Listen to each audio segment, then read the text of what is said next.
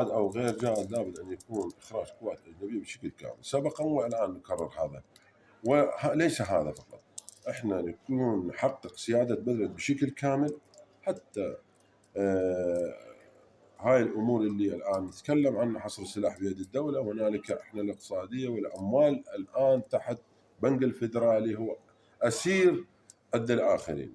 احنا لابد ان يكون الدوله ذات سياده بشكل كامل، وكل امور وكل قرارات بيدها، هذاك الامور يكون نبدا بمراحل اخرى حتى نفعل هذا القرار مال حصر السلاح بيد الدوله والاقتصاديه اللي صارت انبنت وبقائهم بهذا الموضوع. أنا أتصور الآن العراق لا يحتاج أي قوة أجنبية بأراضي عراقية، ولا يبقى هذا الأمور بشكل مستمر ويكون نعاني منها ونعاني. إحنا ليس بس إخراج القوات، هنالك أموالنا أسير عند بنك الفدرالي، وكل تدخلات يكون تدخل أمريكي في قضايا عراقية على شأن العراقي.